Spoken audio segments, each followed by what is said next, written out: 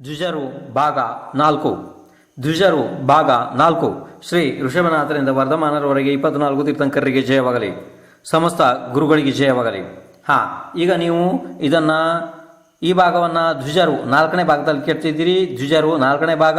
ಹಿಂದೆ ನಿಮಗೆ 3 ಭಾಗ ಮುಗಿದು ಹೋಗಿದೆ. ಅದನ್ನು ಮೊದಲು ಕೇಳ್ಕೊಬರ್ರಿ. ನೇರವಾಗಿ ಇದನ್ನು ಕೇಳೋದ್ರಲ್ಲಿ ಏನೂ ಅರ್ಥ ಆಗೋದಿಲ್ಲ. ಹಿಂದಿನ ಭಾಗಗಳನ್ನು ಕೇಳ್ಕೊಬರ್ರಿ. ಇದು ಈಗ ದ್ವಿಜರು 4ನೇ ಭಾಗ ನಡೀತಾ ಇದೆ.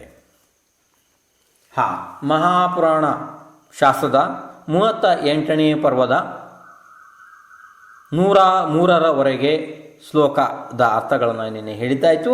ಈಗ ಇನ್ನು ಮುಂದೆ ಈ ಭಾಗದಲ್ಲಿ ಶ್ಲೋಕ 104ರ ಅರ್ಥ.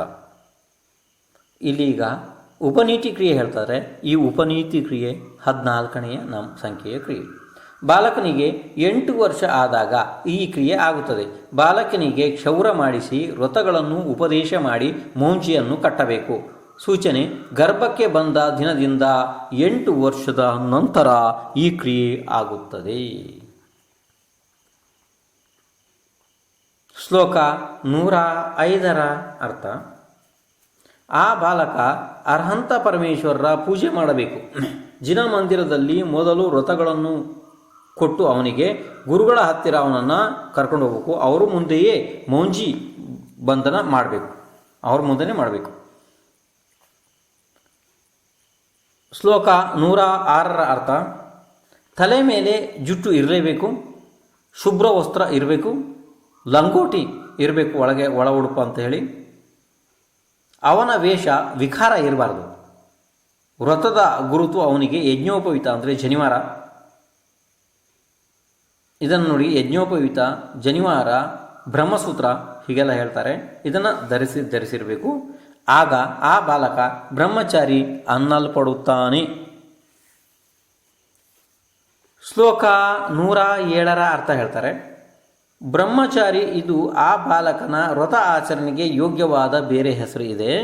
ಬಹಳ ಶ್ರೀಮಂತರ ಮಕ್ಕಳು ಯಾರು, ಅಕಸ್ಮಾತ್ ರಾಜರ ಮಕ್ಕಳು ಇರ್ತಾರೆ, ಅವರನ್ನು ಬಿಟ್ಟು ಉಳಿದಂಥ ಎಲ್ಲ ಬಾಲಕರು ಬ್ರಹ್ಮಚಾರಿಗಳಾಗಿ ಇವರು ಭಿಕ್ಷೆಯಿಂದ ಜೀವಿಸಬೇಕು. ಅಂದರೆ ಬೇರೆ ಕಡೆ ಭಿಕ್ಷೆ ಬೇಡಿ ಇವರು ಜೀವನ ಮಾಡಬೇಕು. ಶ್ಲೋಕ 108 ಅದರ ಅರ್ಥ. ರಾಜಪುತ್ರನಾದ ಬಾಲಕ ಭಿಕ್ಷಾವೃತ್ತಿ ಶಾಸ್ತ್ರದ ಆಜ್ಞೆ ಎಂದು ತಿಳಿದು ಅಂತಃಪುರದಲ್ಲಿ ಪಾತ್ರೆ ಹಿಡಿದು ಭಿಕ್ಷೆ ಕೇಳಬೇಕು. ದೊರೆತಂತಹ ಭಿಕ್ಷಾ ಅನ್ನವನ್ನು ಸ್ವಲ್ಪ ದೇವರಿಗೆ ಚರು ಎಂದು ಸಮರ್ಪಿಸಿ ನಂತರ ಉಳಿದ ಅನ್ನವನ್ನು ತಿನ್ನಬೇಕು. ಅಂದರೆ ಇಲ್ಲಿ ಏನು ಹೇಳಿದ್ದಾರೆ ಅಂದರೆ, ಯಾರು ದೊಡ್ಡ ದೊಡ್ಡ ರಾಜರ ಮಕ್ಕಳಿರ್ತಾರೆ ಅವರು ಹೊರಗಡೆ ಭಿಕ್ಷಾಟನೆಗೆ ಹೋದರೆ ಅದು ಅಷ್ಟು ಸರಿ ಇರೋದಿಲ್ಲ. ಅಂತಃಪುರದಲ್ಲೇ ಅಲ್ಲಿ ಅವರು ಭಿಕ್ಷೆಯನ್ನು ಬೇಡಿ ಇದು ಜಿನೇಂದ್ರ ಭಗವಾನ್ ಆಜ್ಞೆ ಅಂಥೇಳಿ ಅದನ್ನ ಆ ಕ್ರಿಯೆಯನ್ನು ಮಾಡ್ತಾರೆ. ಇನ್ನು ಶ್ಲೋಕ 109ರ ಅರ್ಥ. ಇದರೊಳಗಡೆ ವ್ರತಚರ್ಯ ಕ್ರಿಯಾ ಅಂತ ಹೇಳ್ತಾರೆ. ಇದು 15ನೇ ಸಂಖ್ಯೆಯ ಕ್ರಿಯಾ. ಕೇಳ್ರಿ.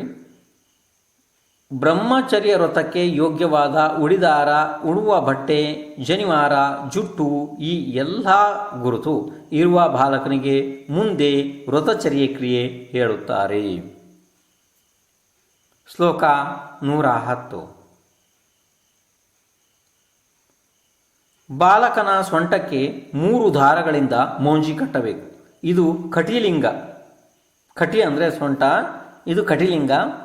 ದ್ವಿಜರಿಗೆ ಇದು ಸಮ್ಯಕ್ ದರ್ಶನ, ಜ್ಞಾನ, ಚಾರಿತ್ರ ಅಂದರೆ ಸಮ್ಯಕ್ ದರ್ಶನ, ಸಮ್ಯಕ್ ಜ್ಞಾನ, ಸಮ್ಯಕ್ ಚಾರಿತ್ರ ಈ 3 ರತ್ನತ್ರಯದ ಶುದ್ಧಿಗೆ ನೆನಪಿಗಾಗಿ ಇರುತ್ತದೆ. ಅದು ಅಲ್ಲಿಗೆ ಅವನಿಗೆ ಕಟ್ಟಿದಾಗ ಅದು ನೆನಪಿಗೋಸ್ಕರ ಅವನಿಗೆ ಇರ್ತದೆ. ಇದನ್ನು ಕಟಿಲಿಂಗ ಅಂತ ಕರೀತಾರೆ. ಶ್ಲೋಕ 111ರ ಅರ್ಥ. ಅರ್ಹಂತರ ಅಥವಾ ಅರ್ಹತರ ಜೈನರ ಕುಲ ಪವಿತ್ರವೂ ವಿಶಾಲವೂ ಆಗಿದೆ ಎಂದು ಸೂಚಿಸುವುದಕ್ಕೋಸ್ಕರವಾಗಿ ಚೆನ್ನಾಗಿ ತೊಳೆದಿರುವ ಶುಭ್ರ ಬಿಳಿ ಬಟ್ಟೆ ಆ ಬಾಲಕನಿಗೆ ಊರುಲಿಂಗ ಅಂದರೆ ತೊಡೆಯ ಚಿಹ್ನೆ ಆಗಿರಬೇಕು. ಅಂದರೆ ಅವನ ತೊಡೆ ಮುಚ್ಚಿರಬೇಕು. ಯಾವುದರಲ್ಲಿ? ಶುಭ್ರವಾದ ಬಿಳಿ ವಸ್ತ್ರದಲ್ಲಿ. ಶ್ಲೋಕ 112ರ ಅರ್ಥ. ಬಾಲಕನ ಯಜ್ಞೋಪವೀತ 7 ಎಳೆಗಳಿಂದ ಹೊಸೆದಿರುವುದು ಇರಬೇಕು. ಅಂದರೆ ಆ ಯಜ್ಞೋಪವೀತ ಇದೆಯಲ್ಲ ಅದರೊಳಗಡೆ 7 ಎಳೆಗಳಿರಬೇಕು, ಅದರಿಂದ ಹೊಸ್ತಿರ್ಬೇಕು. ಅದರ ಅರ್ಥ ಅದು ಯಾಕೆ ಅಂಥೇಳಿ: 1 ಸಜ್ಜಾತಿ, 2 ಸದ್ಗೃಹಸತ್ವ, 3 ಪರಿವ್ರಾಜ್ಯ, 4 ಸುರೇಂದ್ರತ್ವ, 5 ಸಾಮ್ರಾಜ್ಯ, 6 ಅರ್ಹಂತ್ಯ, 7 ನಿರ್ವಾಣ. ಈ ಸಪ್ತ ಪರಮ ಸ್ಥಾನ ಸೂಚಕವಾದಂಥ ಉರೋಲಿಂಗ ಅಂದರೆ ಎದೆಯ ಚಿಹ್ನೆ ಆಗುತ್ತದೆ ಈ ಜನಿವಾರ ಯಜ್ಞೋಪವೀತ ಅಥವಾ ಬ್ರಹ್ಮಸೂತ್ರ. ಇದಕ್ಕೆ ಬೇರೆ ಬೇರೆ ಹೆಸರುಗಳಿದ್ದಾವೆ ಜನಿವಾರಕ್ಕೆ. ಇದು ಎದೆಯ ಲಿಂಗ ಆಗುತ್ತದೆ ಅವನಿಗೆ, ಅಂದರೆ ಎದೆಯ ಚಿಹ್ನೆ ಆಗ್ತದೆ. ಇನ್ನು ಮುಂದೆ ಶ್ಲೋಕ 113ರ ಅರ್ಥ: ಈ ಬಾಲಕನ ಮನ ವಚನ ಕಾಯ ಮುಂಡನ, ಅಂದರೆ ಅವನಿಗೆ ಇಂದ್ರಿಯ ಭೋಗ ವಿಷಯಗಳು ಬರಬಾರದು. ಅದಕ್ಕಾಗಿ ತಲೆ ಮೇಲೆ ಟೋಪಿ ಇಲ್ಲ ಅವನಿಗೆ. ಇದು ಶ್ರೇಷ್ಠ ರೀತಿಯಿಂದ ಬಾಲಕನ ಶಿರೋಲಿಂಗ ಇದೆ. ಅಂದರೆ ತಲೆ ಮೇಲೆ ಅವನು ಟೋಪಿ ಹಾಕೋದಿಲ್ಲ, ತಲೆ ಎಲ್ಲ ಬೋಳಿಸಿರ್ತದೆ, ಆದರೆ ಮಧ್ಯದಲ್ಲಿ ಒಂದು ಜುಟ್ಟು ಶಿಕೆ ಮಾತ್ರ ಇರ್ತದೆ. ಅದು ಅವನ ಶ್ರೇಷ್ಠ ಅವನ ರೀತಿಯ ಬಾಲಕನ ಶಿರೋಲಿಂಗ ಇದೆ ಅದು. ಇದಾದ ನಂತರ 114 ಶ್ಲೋಕದ ಅರ್ಥ: ಈ ರೀತಿ ಚಿಹ್ನೆಗಳಿಂದ ಪರಿಶುದ್ಧ ಬ್ರಹ್ಮಚರ್ಯದಿಂದ ಬೆಳವಣಿಗೆ ಹೊಂದಿರುವಂತಹವ ಇವ ಹಿಂಸ, ಅಸತ್ಯ, ಕಳ್ಳತನ, ಕುಶೀಲ, ಪರಿಗ್ರಹ ಆದ ಈ 5 ಸ್ಥೂಲ ಪಾಪ ಕಾರ್ಯಗಳ ತ್ಯಾಗರೂಪ ಆದ ವ್ರತ ಈ ಬಾಲಕ ಧರಿಸಿರಬೇಕು. ಅದನ್ನು ಅನುವ್ರತ ಅಂತ ಹೇಳ್ತಾರೆ. ಈ ಬಾಲಕ ಅಂದರೆ ದೊಡ್ಡ ದೊಡ್ಡ ಸ್ಥೂಲ ರೂಪ ಅಂದರೆ ದೊಡ್ಡ ರೂಪದ ಪಾಪ ಕಾರ್ಯಗಳನ್ನು ಮಾಡುವುದಿಲ್ಲ. ಅವನು ಅನುವ್ರತಗಳನ್ನು ಧಾರಣೆ ಮಾಡಿರ್ತಾನೆ. ಯಾವ್ಯಾವುದು? ಹಿಂಸಾ, ಅಸತ್ಯ, ಕಳ್ಳತನ, ಕುಶೀಲ, ಪರಿಗ್ರಹ. ಇದು ಅವನು ದೊಡ್ಡ ರೂಪದಲ್ಲಿ ತ್ಯಾಗ ಮಾಡಿರ್ತಾನೆ. ಇನ್ನು ಶ್ಲೋಕ 115ರ ಅರ್ಥ: ಈ ಬಾಲಕ ಕಡ್ಡಿಯಿಂದ ಹಲ್ಲುಗಳನ್ನು ಉಜ್ಜಬಾರದು, ತಾಂಬೂಲ ತಿನ್ನಬಾರದು, ಕಣ್ಣಿಗೆ ಅಂಜನ ಅಂದರೆ ಕಾಡಿಗೆ ಅಂತಾರಲ್ಲ, ಕಣ್ಣಿಗೆ ಅಂಜನ ಹಚ್ಚಬಾರದು, ಅರಶಿನ ಮೊದಲಾದವುಗಳನ್ನು ಹಚ್ಚಿ ಸ್ನಾನ ಮಾಡಬಾರದು, ಪ್ರತಿದಿನ ಶುದ್ಧ ಸ್ನಾನ ಮಾಡಬೇಕು. ಶ್ಲೋಕ 116: ಆ ಬಾಲಕ ಮಂಚದಲ್ಲಿ ಮಲಗಬಾರದು, ಬೇರೆಯವರಿಂದ ಮೈ ಉಜ್ಜಿಸಿಕೊಳ್ಳಬಾರದು, ವ್ರತಶುದ್ಧಿಗಾಗಿ ಬರೀ ನೆಲದಲ್ಲಿ ಒಬ್ಬನೇ ಮಲಗಬೇಕು. ಶ್ಲೋಕ 117ರ ಅರ್ಥ: ವಿದ್ಯಾಭ್ಯಾಸ ಮುಗಿಯುವವರೆಗೆ ಈ ಬ್ರಹ್ಮಚಾರಿ ಬಾಲಕನಿಗೆ ಈ ಮೇಲೆ ಹೇಳಿದ ವ್ರತ ಇರಲೇಬೇಕು. ಆಮೇಲೆಯೂ ಗೃಹಸ್ಥರ ಮೂಲ ವ್ರತಗಳನ್ನು ಅವನು ಪಾಲಿಸಬೇಕು. ಶ್ಲೋಕ 118ರ ಅರ್ಥ: ಈ ಬಾಲಕ ಗುರುಗಳ ಮುಖದಿಂದ ಶ್ರಾವಕಾಚಾರ ಸೂತ್ರ, ಮುಂದೆ ಬೇರೆ ಆಧ್ಯಾತ್ಮ ವಿಷಯ ಇರುವ ಶಾಸ್ತ್ರ ವಿನಯದಿಂದ ಅಭ್ಯಾಸ ಮಾಡಬೇಕು. ಶ್ಲೋಕ 119 ಅದರ ಅರ್ಥ: ಈ ಬಾಲಕನಿಗೆ ತನ್ನ ಸಂಸ್ಕಾರಗಳು ಜಾಗೃತವಾಗಲು ಮತ್ತು ದೃಷ್ಟತನ ಪ್ರಕಾಶಪಡಿಸಲು ವ್ಯಾಕರಣಶಾಸ್ತ್ರ, ನೀತಿಶಾಸ್ತ್ರ ಆದಿ ಶಾಸ್ತ್ರಗಳ ಅಧ್ಯಯನವೂ ಮಾಡಬಹುದು, ಅದರಲ್ಲಿ ದೋಷ ಇಲ್ಲ. ಶ್ಲೋಕ 120: ಆ ಬಾಲಕ ಜ್ಯೋತಿಷಶಾಸ್ತ್ರ, ಛಂದಶಾಸ್ತ್ರ, ಶಕುನಶಾಸ್ತ್ರ, ಗಣಿತಶಾಸ್ತ್ರ ವಿಶೇಷವಾಗಿ ಅಧ್ಯಯನ ಮಾಡಬೇಕು. ಇಲ್ಲಿಗೀಗ ವ್ರತಚರ್ಯ ಕ್ರಿಯೆ ಮುಗಿಯಿತು. ಇನ್ನು ಮುಂದೆ ನೋಡೋಣ. ಶ್ಲೋಕ 121ರ ಅರ್ಥ: ವ್ರತಾವತರಣ ಕ್ರಿಯೆ. ಇದು ನೋಡಿ, ವ್ರತಾವತರಣ ಕ್ರಿಯೆ ಇದು 16ನೇ ಸಂಖ್ಯೆಯ ಕ್ರಿಯೆ ಇದೆ. ಇನ್ನು ಮುಂದೆ ಕೇಳ್ತಾ ಹೋಗ್ರಿ. ವಿದ್ಯೆಗಳ ಅಧ್ಯಯನ ಆದ ನಂತರ ಸಾಧಾರಣ ವ್ರತದಲ್ಲಿರುವಂಥ ಈ ಬಾಲಕನಿಗೆ ವ್ರತತ್ಯಾಗ ಕ್ರಿಯೆ ಮಾಡಿಸಬೇಕು. ಅಂದರೆ ಹಿಂದೆ ಅವನು ಬ್ರಹ್ಮಚಾರಿಯಾಗಿ ಏನು ಕಲಿತಾ ಇದ್ದ ನೋಡ್ರಿ, ಆ ಕ್ರಿಯೆಗಳನ್ನು ತ್ಯಾಗ ಮಾಡಿಸ್ಬೇಕೀಗ. ಅಂದರೆ ವಿದ್ಯಾಭ್ಯಾಸ ಸಮಯ ಕೊಟ್ಟಂಥ ವ್ರತಗಳನ್ನು ಈಗ ಬಿಡಿಸಬೇಕು. ಇನ್ನು ಶ್ಲೋಕ 122: ಮದ್ಯ, ಮಧು, ಮಾಂಸ ಇವು ಯಾವುದು? 3 ಮಕರ ಅಂತ ಹೇಳ್ತಾರೆ ನೋಡಿ. ಇದು ಮಕರ ನಿಮಗೆ ಗೊತ್ತಿದೆ ಇದೆಲ್ಲ ಯಾವ್ಯಾವು? ಮದ್ಯ, ಮಧು, ಮಾಂಸ. ಇನ್ನು ಅತ್ತಿ, ಆಲ, ಗೋಳಿ, ಬಸರಿ, ಅರಳಿ ಈ ರೀತಿ ಈ ಮಕಾರ ಮತ್ತು ಈ 5 ಉದುಂಬರ ಫಲ ತ್ಯಾಗ ಮತ್ತು ಅಹಿಂಸಾ ಅನುರತವಾದ ಅರ್ಥ ನೋಡಿ. ಹಿಂಸಾದಿ ಪಾಪ ಕಾರ್ಯ ತ್ಯಾಗ ಇದು ಸಂಪೂರ್ಣ ಜೀವನವೆಲ್ಲ ಪಾಲಿಸ್ತಕ್ಕಂಥ ವ್ರತಗಳು. ಇನ್ನೊಂದು ಸಲ ಕೇಳಿ, ನೇರವಾಗಿ ಹೇಳ್ತೀನಿ. ಮಧ್ಯ ಮಧು ಮಾಂಸ, ಹತ್ತಿ, ಆಲ, ಗೋಳಿ, ಬಸರಿ, ಅರಳಿ ಈ ರೀತಿ 3 ಮಖಾರಗಳು ಮತ್ತು 5 ಉದುಂಬರ ಫಲ ತ್ಯಾಗ ಮತ್ತು ಹಿಂಸಾದಿ ಪಾಪ ಕಾರ್ಯಗಳ ತ್ಯಾಗ. ಇದು ಸಂಪೂರ್ಣ ಜೀವನವೆಲ್ಲ ಪಾಲಿಸತಕ್ಕಂತಹ ಕ್ರಿಯೆಗಳು. ಶ್ಲೋಕ 123. ಈ ವ್ರತಾವತರಣವು 12 ವರ್ಷಗಳ ಮೇಲೆ ಅಥವಾ 16 ವರ್ಷಗಳ ನಂತರ ಗುರು ಸಾಕ್ಷಿಯಿಂದ ಪೂಜೆ ಮಾಡಬೇಕು. ಆ ಹುಡುಗನಿಗೆ ಬಾಲಕನಿಗೆ ಕೊಡಬೇಕು ಈ ವ್ರತಗಳನ್ನ. ಶ್ಲೋಕ 124 ಅರ್ಥ. ಈ ಬಾಲಕ ಮೊದಲು ಬ್ರಾಹ್ಮಣ ಪೂಜೆ ಮಾಡಿ ಬ್ರಹ್ಮಚಾರಿಯಾದ ಈ ಬಾಲಕನಿಗೆ ಗುರುವಿನ ಅನುಮತಿಯಿಂದ ವ್ರತಾವತರಣಕ್ಕೆ ಯೋಗ್ಯ ವಸ್ತ್ರ, ಆಭರಣ, ಮಾಲಿಕೆ ಅಂದರೆ ಮಾಲೆ ಆದಿ ವಸ್ತುಗಳನ್ನು ಇವನಿಗೆ ಕೊಡಬೇಕು. ಇವನು ಅದನ್ನು ಧಾರಣೆ ಮಾಡಿಸಬೇಕು ಇವನಿಗೆ. ಶ್ಲೋಕ 125 ಅರ್ಥ. ಶಸ್ತ್ರದಿಂದ ಜೀವನ ಮಾಡುವಂಥ ಕ್ಷತ್ರಿಯ ಬಾಲಕನಾದರೆ ಅವನಿಗೆ ಶಸ್ತ್ರ ಕೊಡಬೇಕು, ಅದನ್ನು ಅವನು ಧರಿಸಬೇಕು. ತನ್ನ ಕಸುಬು ರಕ್ಷಣೆಗೆ ಮತ್ತು ಶೋಭೆಗೆ ಈ ಬಾಲಕನಿಗೆ ಶಸ್ತ್ರಗ್ರಹಣವಾಗ್ತದೆ. ಅಂದರೆ ಅವನು ಬತ್ತಳಿಕೆಯಲ್ಲಿ ಬಾಣ, ಖಡ್ಗ ಇದನ್ನೆಲ್ಲ ಹಾಕ್ಕೊಂಡ್ರೆ ಅವನಿಗೆ ಅದೊಂದು ರೀತಿ ಶೋಭೆ ಚಂದನೂ ಕಾಣ್ತದೆ, ಮತ್ತು ಅವನ ಕುಲ ಕಸುಬಿಗೆ ಮತ್ತು ಅದರ ರಕ್ಷಣೆಗೆ ಅವನು ನಿಯೋಜನೆ ಆಗ್ತಾನೆ. 126 ಶ್ಲೋಕಾರ್ಥ. ಆಗ ಬಾಲಕ ಬ್ರಹ್ಮಚರ್ಯ ವ್ರತದಿಂದ ಬಿಡುಗಡೆ ಆಗ, ಅಂದರೆ ಮದುವೆ ಆಗುವವರೆಗೆ 8 ಮೂಲ ಗುಣಗಳನ್ನು ಧರಿಸಿರ್ತಾನೆ ಅಷ್ಟೇ. ಮತ್ತು ಅವನಿಗೆ ಬೇರೆ ಅನೇಕ ವಿಧವಾದ ವ್ರತಗಳು ಆ ಸಮಯದಲ್ಲಿ ಇರೋದಿಲ್ಲ. ಇನ್ನು ಶ್ಲೋಕ 127ರಲ್ಲಿ ವಿವಾಹ ಕ್ರಿಯೆ ಹೇಳ್ತಾರೆ, ಅಂದರೆ ಮದುವೆ ಕ್ರಿಯೆ ಹೇಳ್ತಾರೆ. ಈ ಕ್ರಿಯೆ 17 ಸಂಖ್ಯೆಯ ಕ್ರಿಯೆ ಇದೆ. ಈ ಕ್ರಿಯೆ ಇದನ್ನ ಹೇಳ್ತಾರೆ ವಿವಾಹ ಕ್ರಿಯೆ. ಆನಂತರ ವಿವಾಹ ಯೋಗ್ಯ ವಂಶದಲ್ಲಿ ಯೋಗ್ಯವಾದ ಕನ್ಯೆಯನ್ನು ಮದುವೆ ಮಾಡಿಕೊಳ್ಳುವ ಈ ಬಾಲಕನಿಗೆ ಗುರುವಿನ ಆಜ್ಞೆಯಿಂದ ವಿವಾಹ ಕ್ರಿಯೆ ನಡೆಯುತ್ತದೆ. ಅಂದರೆ ಯೋಗ್ಯ ಕುಲದಲ್ಲಿ ಉತ್ಪತ್ತಿ ಆಗಿರುವಂತಹ ಆ ಯೋಗ್ಯ ಕನ್ಯೆಯನ್ನು, ಯೋಗ್ಯ ವಂಶದ ಯೋಗ್ಯ ಕನ್ಯೆಯನ್ನು ಅವನು ಮದುವೆ ಮಾಡಿಕೊಳ್ತಾನೆ. ಈಗ ಶ್ಲೋಕ 128 ಅರ್ಥ. ಸಿದ್ಧ ಪೂಜೆ ಮಾಡಿ ವಿಧಾನ ಮಾಡಿ, ಇದನ್ನೆಲ್ಲ ಅಂದರೆ ಸಿದ್ಧ ಪೂಜೆ ಮತ್ತು ವಿಧಾನವನ್ನು ಚೆನ್ನಾಗಿ ಮಾಡಿ 3 ರೀತಿಯ ಅಗ್ನಿಗಳ ಪೂಜೆ ಮಾಡಿದ ದ್ವಿಜ ಉತ್ತಮರು ಅಗ್ನಿ ಸಾಕ್ಷಿಯಿಂದ ಕ್ರಿಯೆಗಳನ್ನು ಮಾಡಬೇಕು. ನೋಡ್ರಿ, ನಿಮಗೆ ಈ 3 ಪ್ರಕಾರದ ಅಗ್ನಿಗಳನ್ನು ಹಿಂದೆ ಹೇಳಲಾಗಿದೆ, ಆದ್ದರಿಂದ ಹೆಸರುಗಳನ್ನು ಹೇಳೋದಿಲ್ಲ. ಇಲ್ಲಿ ದ್ವಿಜರು ಏನು ಮಾಡಬೇಕು? ಸಿದ್ಧ ಪೂಜೆ ಮಾಡಿ ವಿಧಾನವನ್ನು ಚೆನ್ನಾಗಿ ಮಾಡಿ 3 ರೀತಿಯ ಅಗ್ನಿಗಳ ಪೂಜೆ ಮಾಡಿದ ನಂತರ ಈ ದ್ವಿಜ ಉತ್ತಮರು ಅಗ್ನಿ ಸಾಕ್ಷಿಯಾಗಿ ಈ ಕ್ರಿಯೆಗಳನ್ನ ಮಾಡಬೇಕು. ಯಾವುದು? ವಿವಾಹ ಕ್ರಿಯೆಗಳನ್ನ. ಇನ್ನು 129 ಶ್ಲೋಕದ ಅದರ ಅರ್ಥ. ಎಲ್ಲಿ ಆದರೂ ಪವಿತ್ರ ಸ್ಥಾನದಲ್ಲಿ ಸಿದ್ಧ ಭಗವಾನರ ಮೂರ್ತಿಯ ಮುಂದೆ ಆ ದಂಪತಿಗಳ ಪಾಣಿಗ್ರಹಣ ಉತ್ಸವ ಬಹಳ ವೈಭವದಿಂದ ಮಾಡಬೇಕು. ಶ್ಲೋಕ 130.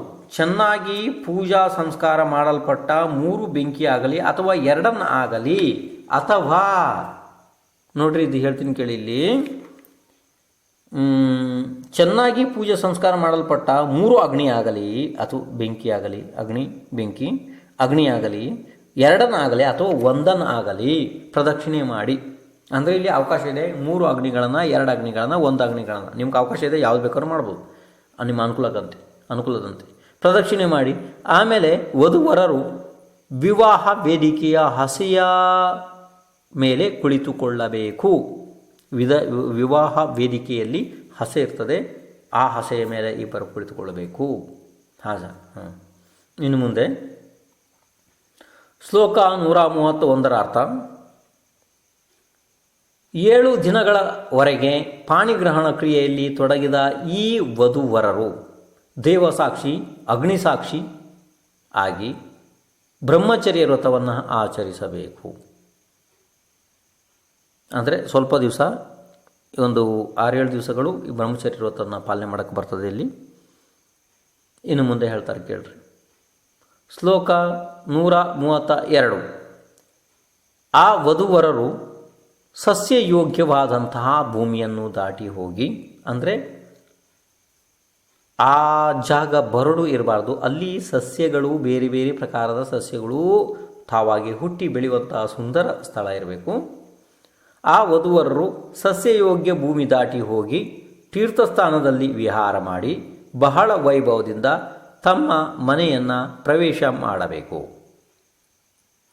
ಶ್ಲೋಕ 133 ಮತ್ತು 134 ಅರ್ಥ ಹೇಳ್ತಾರೆ.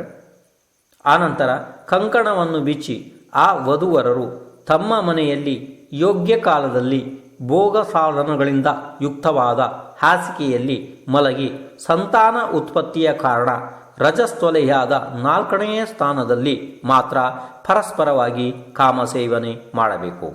ಈ ಕಾಮನ ಸೇವನಾ ಕ್ರಮ ಪುರುಷ ಶಕ್ತಿ ಮತ್ತು ಋತುಕಾಲವನ್ನು ಅನುಸರಿಸಿ ಇರುತ್ತದೆ.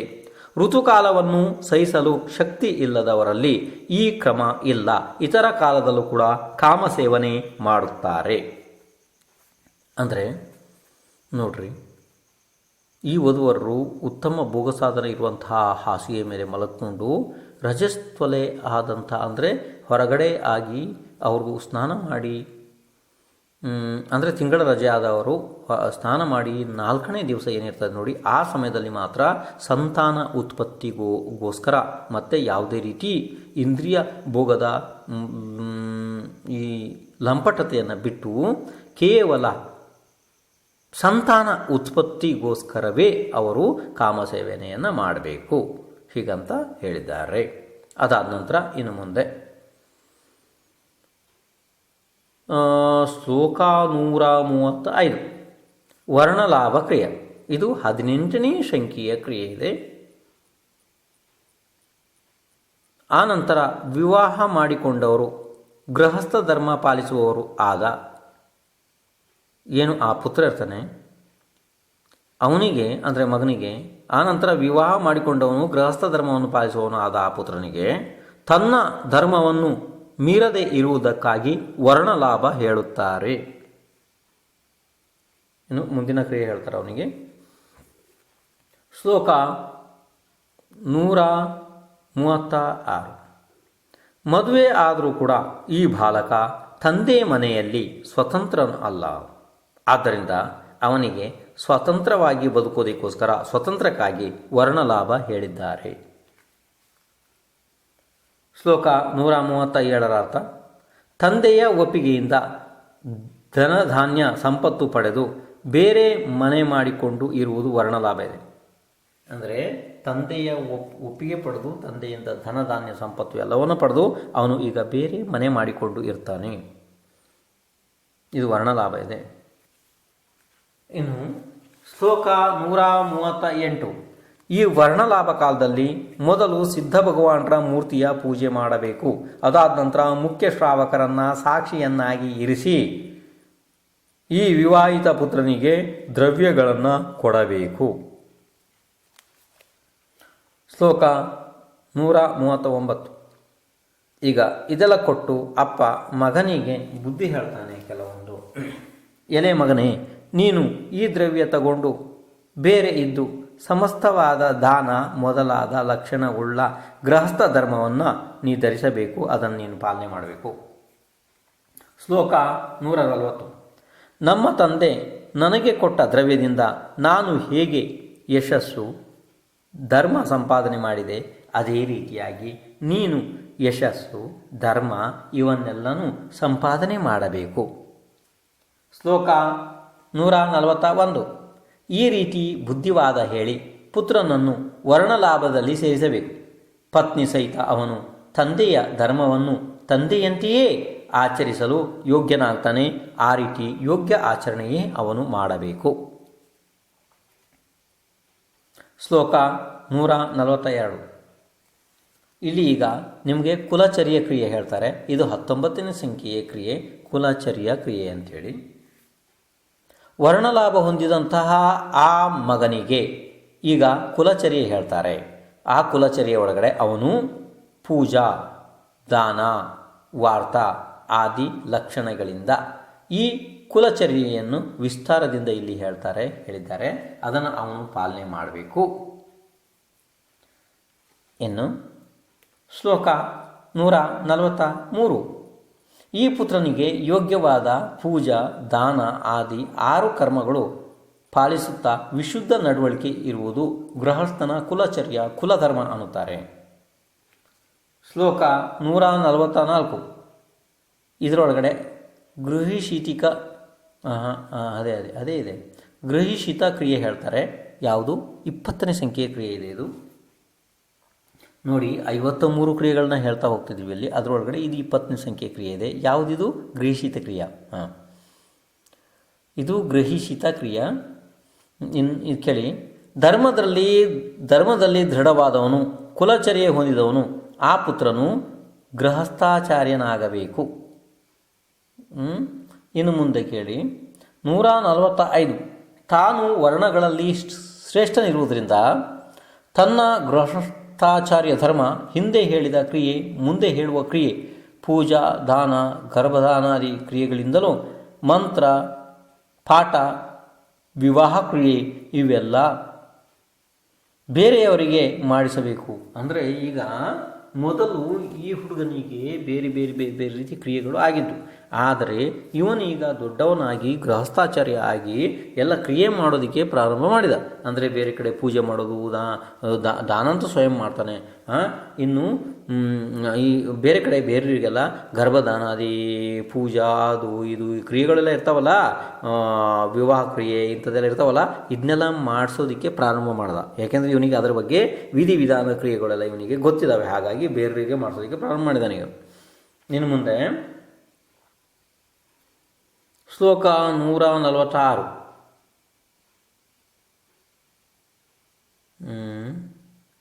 ಶ್ಲೋಕ 146ರಲ್ಲಿ ಹೇಳ್ತಾರೆ, ಅಸದೃಶವಾದ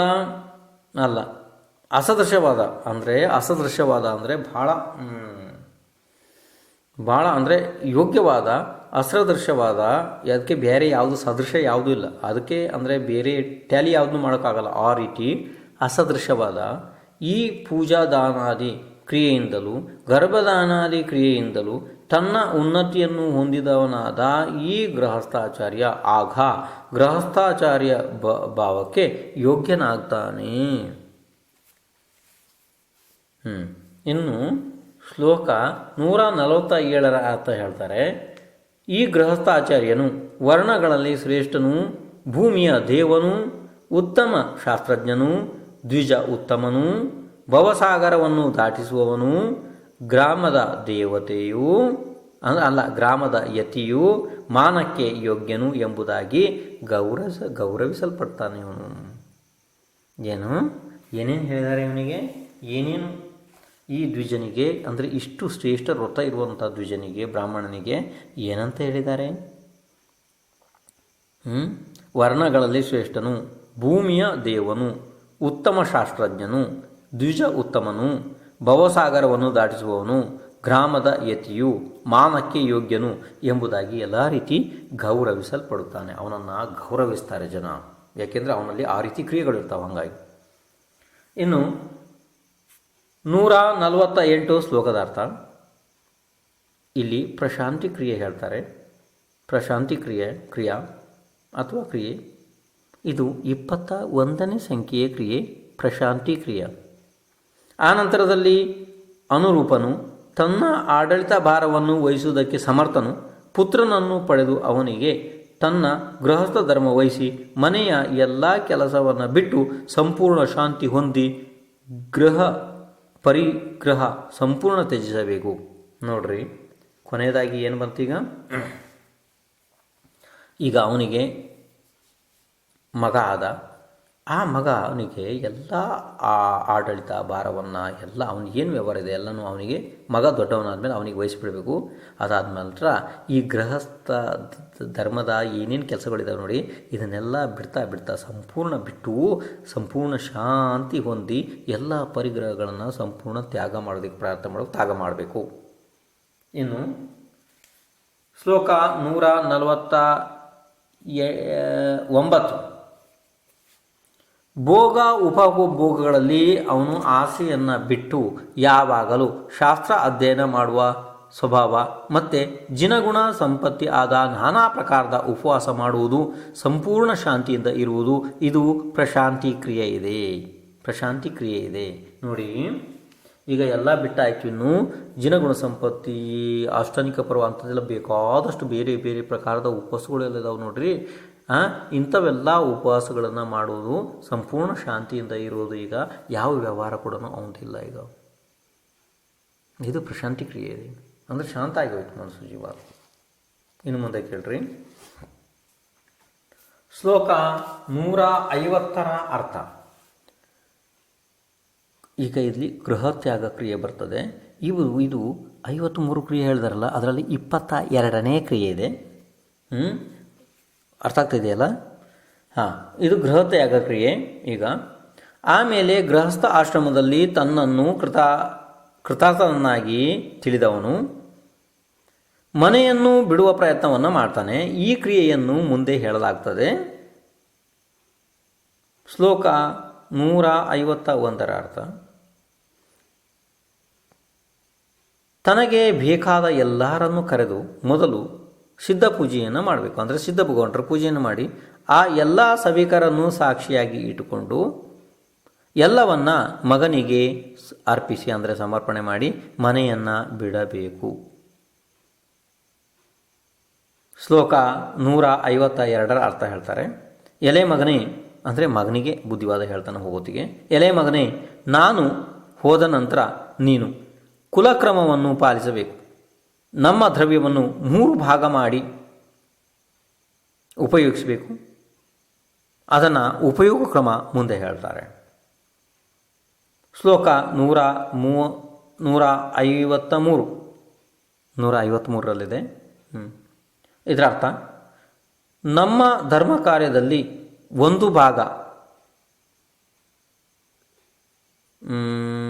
ನೋಡ್ರಿ ಇಲ್ಲಿ, ಧರ್ಮ ಕಾರ್ಯದಲ್ಲಿ 1 ಭಾಗ, ಮನೆಯ ಖರ್ಚಿಗೆ 2ನೇ ಭಾಗ, ನಿನ್ನ ಸಹೋದರರಿಗೆ ವಿಭಾಗ ಮಾಡಿಕೊಡಲು 3ನೇ ಭಾಗ ಬಳಸಬೇಕು. ಇದು ನಿಮಗೆ ಅರ್ಥ ಆಯಿತು? ಸಂಪತ್ತನ್ನು ಈಗ ತಂದೆಯಿಂದ ಸಂಪತ್ತನ್ನು ಪಡೆದ ಇವನು ಮಗ. ಈಗ ಆ ಸಂಪತ್ತು ಪಡೆದಂಥ ಮಗ ಏನು ಮಾಡಬೇಕು? ಆ ದ್ರವ್ಯವನ್ನು 3 ಭಾಗ ಮಾಡಬೇಕು. ಮೊದಲು ಧರ್ಮ ಕಾರ್ಯದಲ್ಲಿ 1 ಭಾಗ, ಇನ್ನು ಮನೆಗೆ ಖರ್ಚಿಗೆಲ್ಲ ಬೇಕಾಗ್ತವೆ, ಮನೆಯ ಖರ್ಚಿಗೆ 2ನೇ ಭಾಗ, ತನ್ನ ಸಹೋದರರು ಅವರೆಲ್ಲ ನೆಂಟರೆಲ್ಲ ಯಾರೇ ಇರಲಿ ಅವರಿಗೆಲ್ಲ ಕೊಡೋದಕ್ಕೆ 3ನೇ ಭಾಗ. ಇದನ್ನು ಉಪಯೋಗ ಮಾಡಬೇಕು ಅವನು. 3 ಭಾಗ ಆಯಿತು. ಶ್ಲೋಕ 154 ಅರ್ಥ. ಸಮಾನವಾದ ಭಾಗ ಎಲ್ಲ ಮಕ್ಕಳಿಗೂ ಕೊಡಬೇಕು. ಹೆಣ್ಣು ಮಕ್ಕಳು ಕೂಡ ಭಾಗಕ್ಕೆ ಅರ್ಹರು, ಅವರಿಗೂ ಭಾಗ ಕೊಡಬೇಕು. ನೀನು ನಮ್ಮ ವಂಶಕ್ಕೆ ಹಿರಿಯವನು, ನಮ್ಮ ಕುಲದ ಪಾಲನೆ ಮಾಡಬೇಕು ನೀನು. ನೋಡ್ರಿ, ಹೆಣ್ಣು ಮಕ್ಕಳಿಗೂ ಕೂಡ ಯೋಗ್ಯವಾದ ಪಾಲು ಇದೆ, ಅಂದರೆ ತಂದೆಯ ಮನೆಯಲ್ಲಿ ಪಾಲು ಇದೆ. ಹಾಗಂತ ಹೇಳಿ ಮಹಾಪುರಾಣ ಶಾಸ್ತ್ರದ 38ನೇ ಪರ್ವದ ಶ್ಲೋಕ ನಂಬರ್ 154ರಲ್ಲಿ ಆಚಾರ್ಯ ಭಗವಾನ್ ಜಿನ್ಸೇನ್ ಬರೀತಿದ್ದಾರೆ ನೋಡ್ರಿ. ಇನ್ನೊಂದ್ಸಲ ಕೇಳ್ರಿ. ಹೆಣ್ಣು ಮಕ್ಕಳಿಗೂ ಕೂಡ ತಂದೆಯ ವಂಶದಲ್ಲಿ ಇರುವಂಥ ಇದು ಸಮಾನ ಪಾಲಿದೆ, ಅವರಿಗೊಂದು ಭಾಗ ಇದೆ. ಗಂಡು ಮಕ್ಕಳಿಗೆ ಹೇಗೆ ಭಾಗ ಪಾಲು ಕೊಡ್ತಾರೆ ಆ ರೀತಿ ಅದು ಎಲ್ಲಿದೆ ಅಂತಂದರೆ ಮಹಾಪುರಾಣ ಶಾಸ್ತ್ರದ 38ನೇ ಪರ್ವದ ಶ್ಲೋಕ ಸಂಖ್ಯೆ 154ರಲ್ಲಿದೆ. ಹಾಗಂತ ಆಚಾರ್ಯ ಭಗವಾನ್ ಜಿನ್ಸೇನ್ ಬರೆದಿದ್ದಾರೆ ನೋಡ್ರಿ. ಇನ್ನು ಶ್ಲೋಕ 155. ನೀನು ಪೂಜಾ ದಾನ ಆದಿ ಕ್ರಿಯೆ, ಗರ್ಭದಾನ ಆದಿ ಕ್ರಿಯೆ, ಮಂತ್ರಗಳು, ವಿಧಿಗಳು ಎಲ್ಲ ತಿಳಿದವನಾಗಿದ್ದೀ. ಆದ್ದರಿಂದ ಜಾಗ್ರತೆಯಿಂದ ನೀನು ಗುರುಗಳನ್ನು, ದೇವರನ್ನು ಪೂಜಿಸುತ್ತಾ ಕುಲ ಪರಂಪರೆಯನ್ನು ಪರಿಪಾಲಿಸಬೇಕು. ಹಾಗಂತ ಹೇಳಿ ಮಗನಿಗೆ ಉಪದೇಶ ಮಾಡುತ್ತಾರೆ. ಶ್ಲೋಕ 156 ಅದರ ಅರ್ಥ.